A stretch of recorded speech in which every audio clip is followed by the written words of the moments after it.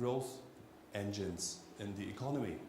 And we heard in the morning, just in the very first presentation, the growth of GDP, and the contribution of cities is about 40%, 50%. I guess it's the same with Dublin here in Ireland.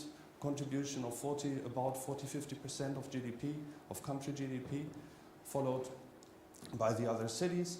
So there's really clear that also the climate change induced by us who are living in the city, is driven by cities. And that is what you see on the top level, on the top line, on the bottom line here, that cities are really responsible on what's going on in climate change. When talking about resource efficiency, when talking about the environmental care, and that 80% of the greenhouse gas emissions come from cities, 75% of the energy consumption takes place in cities. So maybe that cities should have a stronger voice when it comes to the combating climate change. We have to prioritize, and how to do that? We started with an initiative 2 years ago in Copenhagen and published the European Green City Index, which tries to measure very pragmatically the status of environmental sustainability.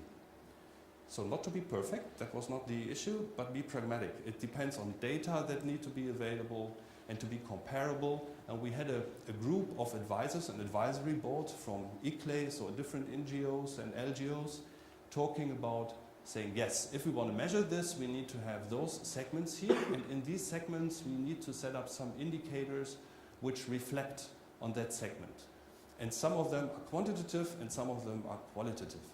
And doing that type of work, just showing you the result, is here a long list. And I just picked on the overall result and then in the different segments. And I just picked here the example of Dublin to show what the intent is behind that type of a comparison.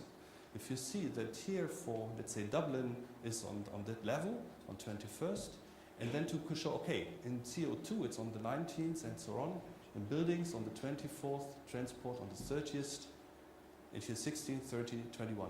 So if I'm asking now for what shall I focus to, it seemed to be obvious to have a first look to buildings and to transport. And to take a look, what can I do there to improve my situation? It's all, from a business perspective, it's all about limited budget and how do I make best use of my budget. And if I want to make best use of my budget, I need to assess the situation and to focus on some areas to start with.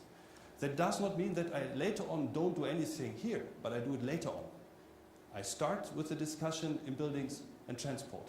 And then to see how can I improve my CO2 abatement potential or my energy efficiency gains in these two areas.